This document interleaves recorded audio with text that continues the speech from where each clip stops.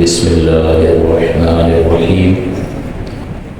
قال الله عز وجل في القرآن المجيد والفرقان الحميد: وما هذه الحياة الدنيا إلا لهو ولعب وإن الدار الآخرة لهي الحيوان لو كانوا يعلمون.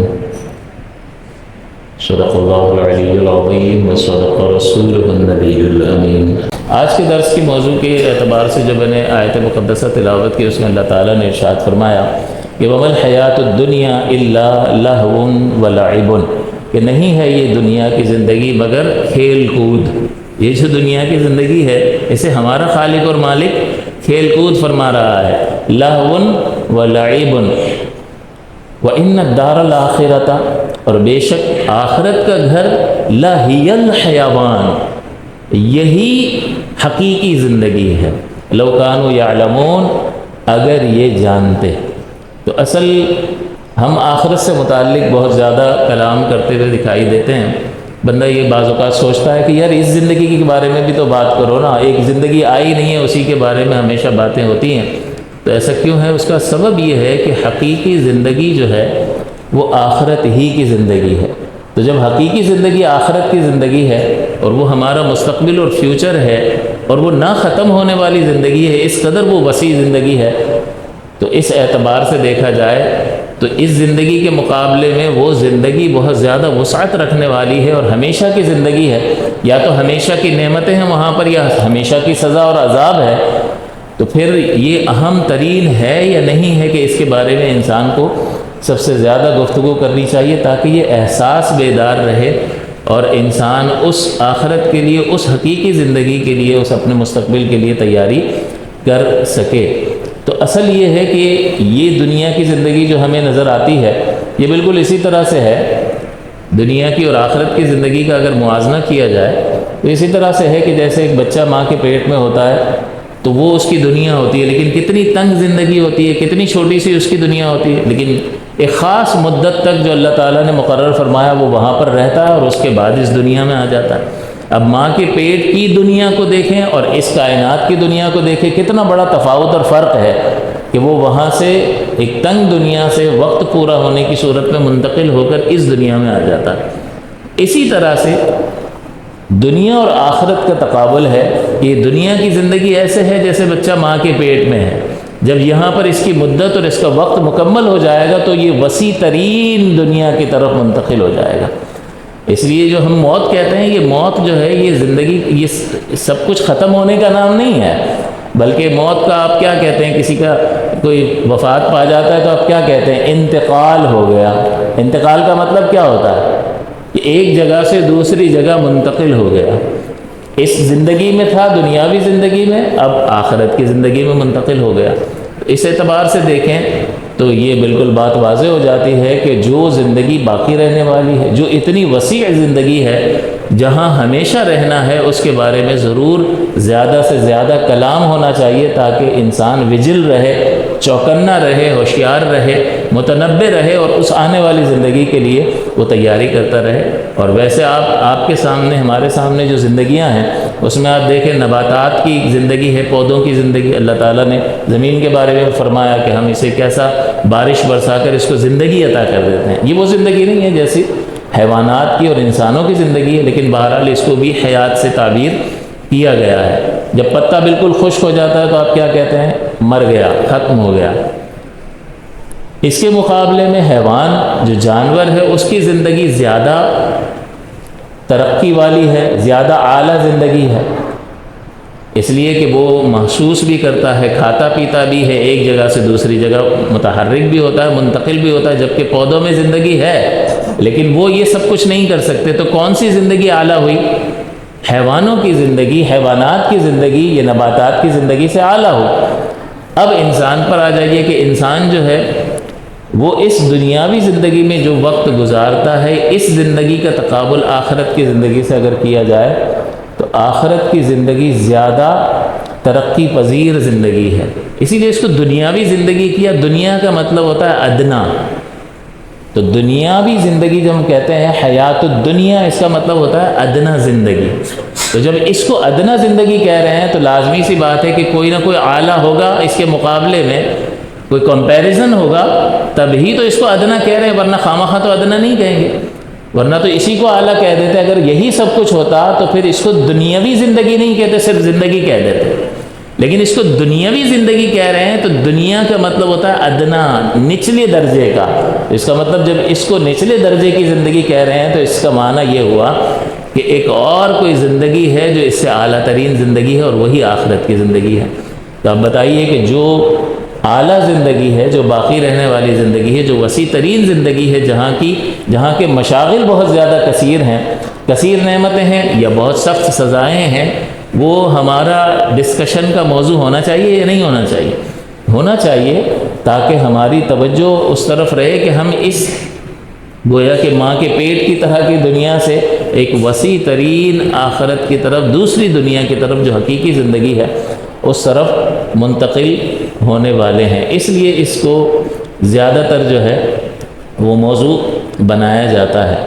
اب قرآن عظیم دیکھیں، یہ عقلی اعتبار سے میں نے آپ کے سامنے توجیحات رکھی کہ دیکھیں یہ زندگی ادنا زندگی ہے، اور اس کے بعد آنے والی زندگی جہاں منتقل ہوتے ہیں وہ اعلیٰ ترین زندگی ہے، وسعت کے اعتبار سے، ہمیشگی کے اعتبار سے۔ تو اللہ تعالیٰ نے جو میں نے آیت پاک تلاوت کی، یہ اسی کی دلیل بنتی ہے کہ اللہ تعالیٰ فرماتا ہے وَمَا الْحَيَاةُ الدُّنْيَا إِلَّا لَهْوٌ وَلَعِبٌ۔ اس زندگی کو اللہ کیا فرما رہا ہے؟ یہ زندگی نہیں ہے مگر صرف کھیل کود۔ اچھا جی، اس کے مقابلے میں جو زندگی ہے وہ کیا ہے؟ اللہ تعالیٰ فرماتا ہے وَإِنَّ الدَّارَ الْآخِرَةَ، کہ بے شک آخرت کی زندگی لَا هِيَ الْحَيَوَانُ، لام لگایا یہ تاکید کا معنی دیتا ہے، اس کا مطلب ہوتا ہے ضرور، اور ہیا مبتدا ہے یعنی وہ، اور الحیوان جو خبر ذکر کر رہے ہیں، جو نیوز دے رہے ہیں، اس نیوز پر الف لام داخل کر دیا۔ تو جب یہ الف لام خبر پر داخل ہو تو یہ حصر کا معنی دیتا ہے۔ چنانچہ اب ترجمہ یہ ہوگا کہ ضرور یہی حقیقی زندگی ہے، جس کو اللہ تعالیٰ آخرت کی زندگی فرما رہا ہے، یہی حقیقی زندگی ہے۔ اس لیے یہاں پر تو دیکھیں کسی کو کچھ وقت ملا 50 سال کا، کسی کو 30 برس کا، کسی کو 100 برس کا، مختلف ہے یا نہیں ہے؟ لیکن آخرت کا وقت سب کا سملر ہے، سب کا سیم ہے، ہمیشہ کی زندگی ہے، یا تو نعمتوں میں ہے یا اللہ تعالیٰ عافیت میں رکھے کہ کہیں اللہ ناراض ہو تو پھر سخت سزاؤں میں ہے، لیکن وہاں کا ٹائم سب کے لیے سملر ہے، یہاں کا مختلف ہے۔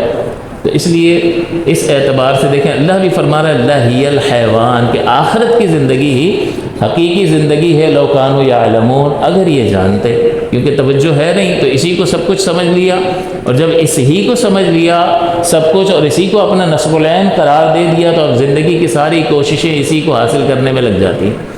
آپ جس چیز کو بھی اپنا مقصد بنا لیں گے پھر ظاہر ہے کہ سوچ اور فکر کے بعد ایک مقصد کو متعین کریں گے تو پھر ساری کوششیں، ساری توانائیاں، ساری انرجیز اس ہی کو حاصل کرنے کے لیے صرف ہوں گی۔ تو اگر دنیا کو ہم اپنا مقصد بنا لیا تو پھر ساری توانائیاں اسی کے لیے خرچ ہوں گی، اور اب جس نے آخرت کو اپنا مقصد بنا لیا تو پھر اس کی توانائی کس کے لیے خرچ ہوں گی؟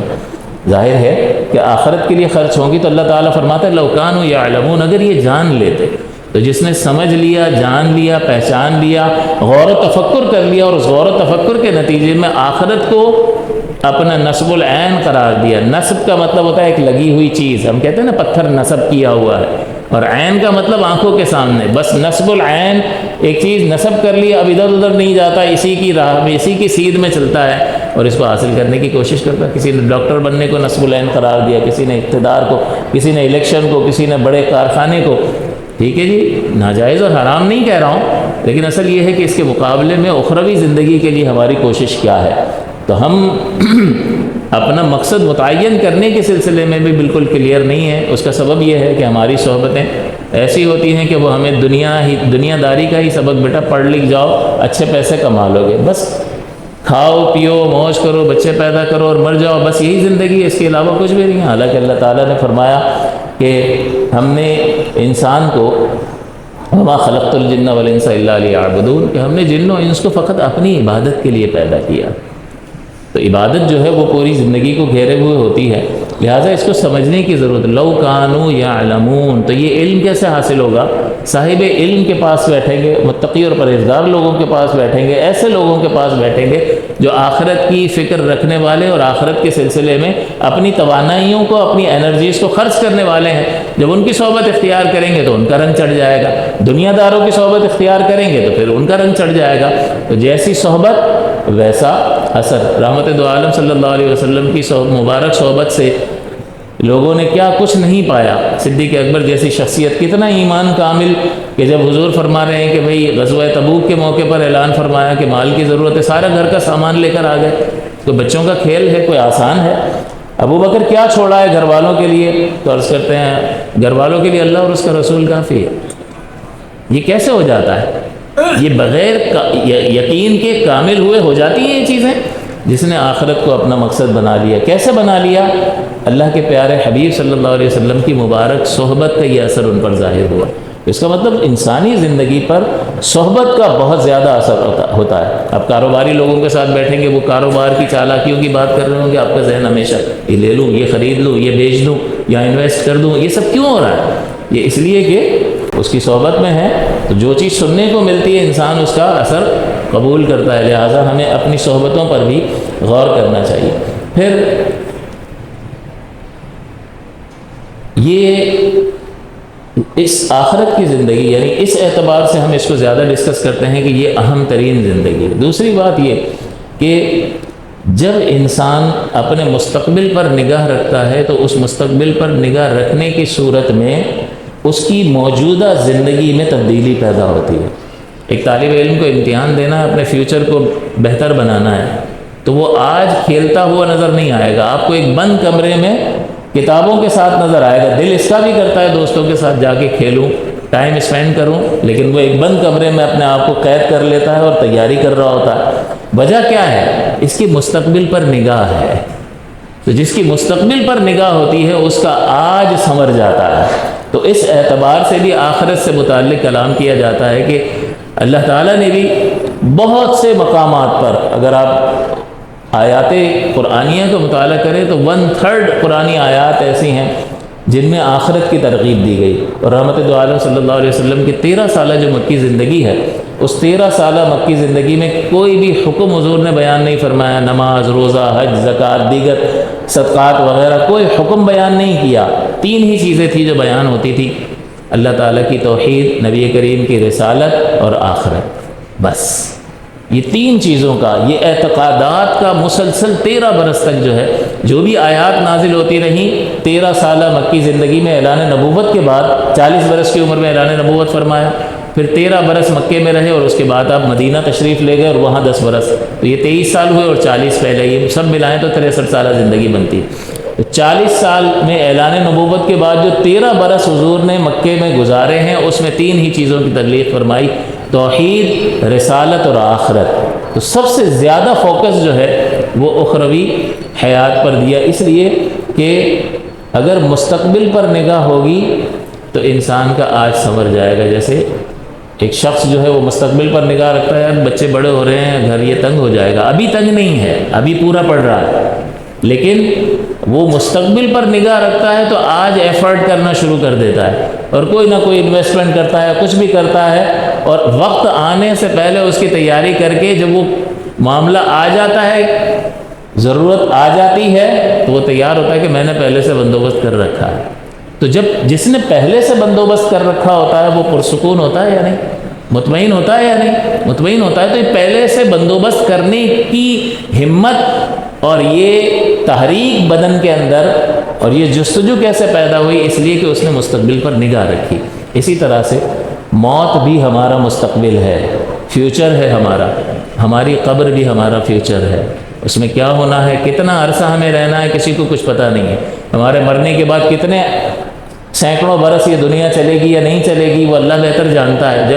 جب قیامت آئے گی سو آئے گی، اس وقت پھر اللہ تعالیٰ جب زندہ فرمائے اور پھر حساب کتاب کا سلسلہ۔ تو آپ غور فرمائیے کہ یہ بھی فیوچر ہے، پھر میدان محشر فیوچر ہے یا نہیں ہے؟ تو صرف یہ 40-50 سال کی زندگی بس فیوچر ہے، اسی کی تیاری کرنی ہے اور کچھ بھی نہیں ہے، بلکہ آگے آنے والی زندگی جس کو ہم موت کہتے ہیں، یہ موت نہیں ہے، یہ زندگی کا دوسرا نام ہے۔ یہ ہمیشہ کی زندگی کا دوسرا نام ہے موت، جو اس دنیا سے ہمیں دوسرے مقام پر منتقل کر دیتی ہے۔ لہٰذا ہمیں یہ اس اعتبار سے کہ یہ سارا ہمارا مستقبل ہی ہے اور وہاں کے مسائل بہت زیادہ ہیں، اس لیے اس پر توجہ کرنے کی ضرورت ہے۔ اور جس قدر قرآن عظیم میں اور احادیث مقدسہ میں آخرت کے معاملات کو بیان کیا گیا ہے، اگر ان کا انسان مطالعہ کرے تو بھی ایک خوف پیدا ہوتا ہے کہ وہاں کے معاملات کا سامنا انسان کیسے کرے گا۔ اللہ تعالیٰ قرآن عظیم میں فرماتا ہے کہ یوم یفر المرء من اخیہ و امہ و ابیہ، کہ اس دن ہر شخص جو ہے اپنے بھائی سے بھاگے گا، و امہ و ابیہ، اپنے باپ سے بھاگے گا، اپنی ماں سے بھاگے گا، و صاحبتہ و بنیہ، اپنی بیوی سے بھاگے گا اور اپنے بیٹوں سے بھاگے گا۔ یہی وہ قریبی رشتے ہیں جس سے انسان کو ایک امید ہوتی ہے، اور دنیا میں وہ اس کی طاقت شمار ہوتے ہیں، وہ اس کے لیے ایک افرادی قوت کی حیثیت رکھتے ہیں کہ کوئی مشکل آئے گی تو یہ میرا جو ہے، میرے مخلص ساتھی جو ہیں یہ ہیں، دوست احباب کبھی کام آئیں گے، کبھی چھوڑ کے بھاگ جائیں گے، ان پر بن جائے گی، ان پر زیادہ مصیبت آ جائے گی تو چھوڑ کے بھاگ جائیں گے، لیکن یہ ساتھ دیں گے۔ اللہ ان رشتوں کا ذکر فرما رہا ہے کہ یہ سب بھاگ جائیں گے۔ یفرو، فر یفرو، فرار، یفر المرء، ہر ایک بھاگ جائے گا۔ کی وجہ کیا ہے؟ اللہ تعالیٰ فرماتا ہے لِكُلِّ امْرِئٍ يَوْمَئِذٍ مِّنْهُمْ شَأْنٌ يُغْنِيهِ، اس دن ہر شخص کو ایک ایسی فکر ہے کہ وہی فکر اسے بس ہے، یہی فکر اسے کافی ہے، اور وہ اس کو ہر ایک سے بیگانہ کر دے گی۔ اللہ تعالیٰ ایک اور مقام پر فرماتا ہے کہ اس دن سارے رشتے ختم ہو جائیں گے اور کوئی کسی کی خیریت تک نہیں پوچھے گا۔ یہ بھی سرور دو عالم صلی اللہ علیہ وسلم نے فرمایا کہ مظلوم آ کے ظالم سے اس کی نیکیاں لیتے جاتے رہیں گے تو والدین بھی آ جائیں گے کہ اس نے ہمارے ساتھ زیادتی کی تھی، یا اللہ ہمارا حساب دلایا جائے، تو کہا جائے گا لے لو اس کی نیکیاں لے لو۔ تو جب والدین اس کی نیکیاں لینے لگیں گے تو وہ بچہ کہے گا کہ میں تو آپ کی اولاد ہوں نا، یعنی وہ اس لیے کہے گا کہ ان کو تھوڑا سا مجھ پر ترس آ جائے، رحم آ جائے۔ دنیا میں تو بڑی کوششیں کرتے تھے، اپنے منہ کا نوالا میرے منہ میں ڈال دیتے تھے، اپنی ساری جمع پونجی جو ہے میرے فیوچر کو بہتر بنانے کے لیے یہ لوگ خرچ کرنے والے، میرے آرام کے لیے اپنے آرام کو ترک کرنے والے، تو وہ یاد دلائے گا کہ میں تو آپ کی اولاد ہوں۔ تو حضور نے فرمایا، مخبر صادق صلی اللہ علیہ وسلم نے اس خود غرضی والے دن کی کیفیت کو ذکر کرتے ہوئے فرمایا کہ والدین کہیں گے کاش کہ کچھ زیادہ نکلتا ہوتا تجھ سے، تو آج وہ بھی لے لیتے۔ یعنی اس قدر جو ہے وہ خود غرضی کا عالم ہوگا کہ کوئی کسی کا ساتھ دینے کے لیے تیار نہیں ہوگا۔ تو بتائیے اس زندگی کی فکر کرنی چاہیے یا نہیں؟ اس کی طرف نظر رکھنی چاہیے یا نہیں؟ آج انسان جو ہے اپنوں کو پالنے کے لیے تو ساری کوشش کرتا ہے، لیکن اپنے رب کو راضی کرنے کے لیے کوئی کوشش نہیں کرتا۔ آپ تو اچھے لوگ ہیں، لیکن مجموعی جو رویہ ہے اس کو دیکھنا ہوگا۔ آپ نے اپنا حساب دینا اللہ کی بارگاہ میں، اگر آئینے کے سامنے کھڑے ہو کر اپنا حساب دیں تو معلوم ہے کہ کس نے کیا کیا ہے۔ میں اگر آئینے کے سامنے کھڑا ہو کر اپنا احتساب کروں تو ہزارہ خطائیں اور غلطیاں مجھ میں نکل آئیں گی۔ تو اس لیے ہر ایک کو یہ غور کرنا ہوگا کہ ان قریب موت کا فرشتہ آ جائے گا، اور جب وہ آ جائے گا تو پھر کیا ہوگا؟